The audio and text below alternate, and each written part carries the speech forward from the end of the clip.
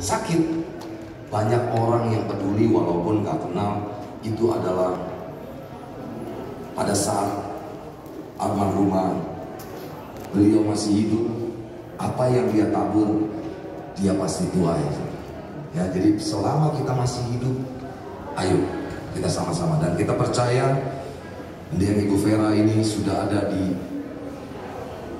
bersama dengan Bapa di surga.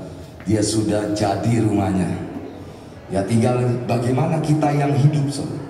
Saya akan bacakan firman Tuhan di dalam Roma 14. Ya, kita baca bersama-sama di dalam Roma 14 ayat 8 dan 9. Di sini dikatakan, sebab jika kita hidup, perhatikan baik-baik, jika kita hidup untuk Tuhan. Dan jika kita mati untuk Tuhan. Jadi baik hidup dan mati, kita adalah milik Tuhan.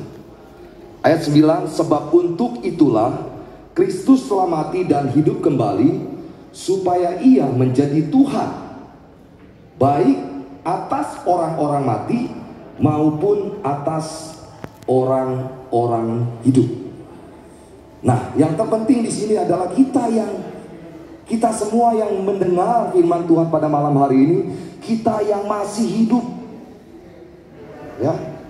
Karena kita ini harus menyadari firman Tuhan katakan, hidup dan mati kita adalah miliknya Tuhan. Jadi ketika mati, almarhumah Bu Vera juga udah menjadi miliknya Tuhan. Dan kita yang masih hidup ini juga miliknya Tuhan. Jadi kalau kita menyadari bahwa kita ini miliknya Tuhan, apa coba yang harus kita lakukan? Ya, udah tahu nih, tubuh kita, jiwa roh kita adalah miliknya Tuhan. Selama kita masih hidup, apa yang harus kita lakukan? Saya sih di sini hanya menjabarkan saja. Ada 3 yang saya harus sampaikan malam hari ini.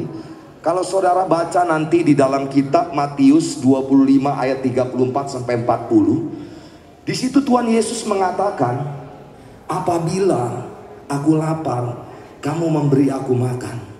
Apabila aku haus, kamu memberi aku minum. Ya, pada saat butuh tumpangan, kamu memberi aku tumpangan. Pada saat aku di rumah sakit, kamu menjenguk aku. Pada saat aku di penjara, kamu menengok aku. Jadi dikatakan, apabila kamu melakukan kepada orang yang paling hina ini, kamu sudah melakukannya untuk aku. Nah, kalau kita sudah mengaku bahwa kita ini menyadari kalau kita miliknya Tuhan, kita harus melakukan ini, saudara. Karena kita harus melakukan ini untuk Tuhan. Artinya apa? Kita harus peduli kepada sesama. Peduli terhadap sesama. Semua orang. Jangan memikirkan kepentingan kita sendiri, tetapi pada saat kita tahu bahwa kita ini miliknya Tuhan, dan kalau mati kita juga miliknya Tuhan. Kita bersama-sama dengan Bapa di surga. Kita percaya dengan iman. Maka itu pada saat kita masih ada hidup, kita dikasih kesempatan, ayo. Jangan pikirkan diri sendiri. Tuhan bilang sudah mengajarkan ini. Pada saat kita melakukan kepada orang yang paling hina ini, kamu sudah melakukannya untuk aku. Berarti peduli terhadap sesama. Yang kedua dikatakan di dalam 1 Korintus 15 ayat 58. Ya, bisa bacakan salah satu dari sini.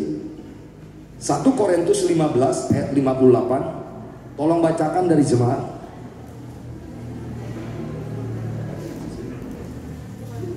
1 Korintus 15 ayat ke-58.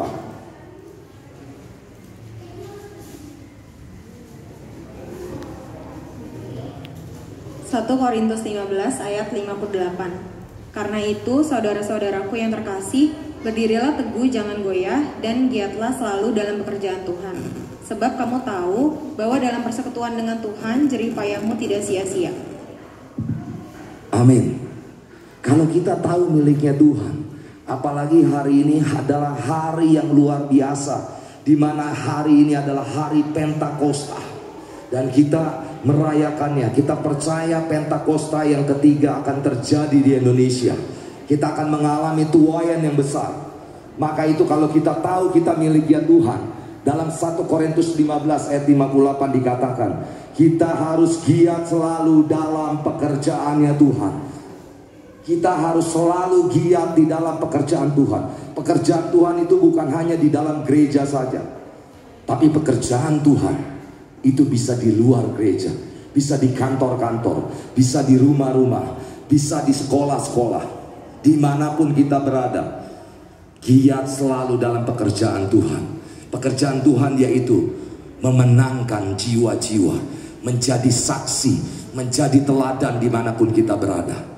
Ayo kita tetap giat, jangan goyah, jangan mikirkan. Mungkin banyak perkara-perkara di tengah pandemi seperti ini, ya saya juga mengalami, tetapi lewat.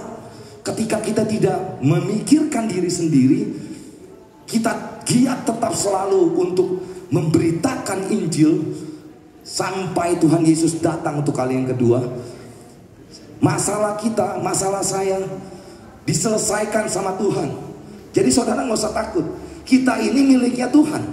Jadi yang harus kita pikirkan adalah pikirkan perkara-perkara yang di atas dan bukan perkara yang di bumi. Kitab Kolose 2. Ya, jadi saya ingin ingatkan malam ini, firman Tuhan ingatkan kita jangan goyah. Ya, jangan pikirkan perkara-perkara yang di bumi, tapi pikirkan perkara di atas. Amin. Kita mau giat di dalam pekerjaannya Tuhan. Amin. Yang ketiga saudara, dikatakan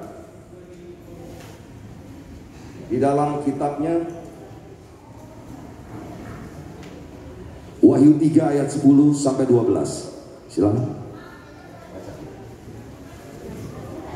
Wahyu 3 ayat 10 sampai 12. Wahyu 3 ayat 10 sampai 12. Karena engkau menuruti firman-Ku untuk tekun menantikan Aku, maka Aku pun akan melindungi engkau dari hari pencobaan yang akan datang atas seluruh dunia untuk mencobai mereka yang diam di bumi. Aku datang segera. Peganglah apa yang ada padamu, supaya tidak seorang pun mengambil mahkotamu.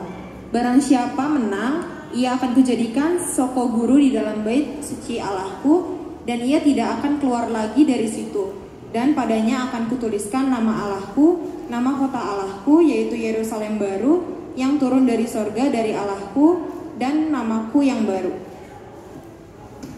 Amin saudara. Ini endingnya saudara. Ketika kita tahu miliknya Tuhan, kita ini miliknya Tuhan. Saat kita hidup, kita miliknya Tuhan. Yang ketiga, yang terakhir, nanti ada hadiahnya dari Tuhan, yaitu tadi dikatakan menuruti firman-Nya. Menuruti firman-Nya. Semua apa yang dikatakan di dalam firman, maka kita harus membaca firman Tuhan supaya kita tahu janji-janji Allah itu digenapi dalam hidup kita. Ya, kalau kita menang, kata, supaya kita pada saat dipanggil ke rumah Bapa di surga, kita menerima mahkota kemuliaan. Yang percaya kita akan menerima mahkota kemuliaan, angkat tanganmu. Amin. Amin, kita percaya. Ketika kita masih hidup, kita melakukan ketiga hal ini. Kita tidak memikirkan diri kita sendiri, kita peduli terhadap sesama, karena itu ajarannya Tuhan. Dan kita mau, tadi dikatakan giat selalu dalam pekerjaan Tuhan, memberitakan Injil kepada setiap makhluk. Jangan malu saudara untuk menyatakan kemuliaan Tuhan, jangan malu. Ya, yang ketiga, kita menuruti firman-Nya. Kalau ketiga hal ini kita lakukan, maka pada saat kita nanti dipanggil Tuhan, semua nggak ada yang kebal dengan kematian. Semua pasti dapat gilirannya. Ya, kita akan dipanggil Tuhan, dan kita lihat almarhumah Ibu Ferawati sudah bersama-sama dengan Bapa di surga. Segala penyakitnya sudah ditanggungnya. Tidak ada air mata lagi, tidak ada rasa sakit lagi. Dia sudah senang, dia sudah bersama Bapa di surga. Nah sekarang tinggal kita yang masih hidup. Kalau kita bisa melakukan pesan Tuhan yang disampaikan pada malam hari ini, ketiga hal ini, ya, kita percaya kita akan menjadi Soko Guru di dalam bait suci-Nya Tuhan. Soko Guru itu berbicara tentang apa? Itu tentang tiang penopang atau pilar di bait suci. Kita akan menjadi pilarnya bait suci Allah. Siapa yang mau? Angkat tangan. Saya undang untuk kita bangkit berdiri.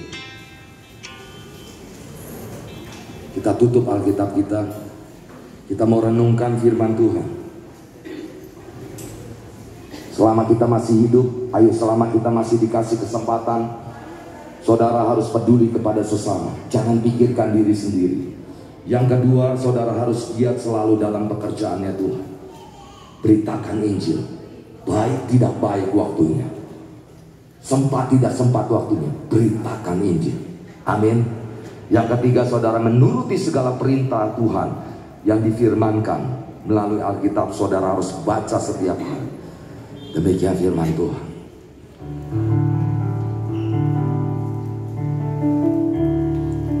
Allah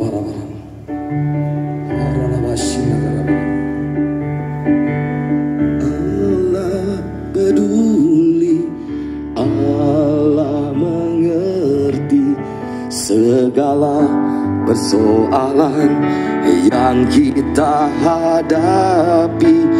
Tak akan pernah dibiarkannya ku bergumul sendiri, sebab Allah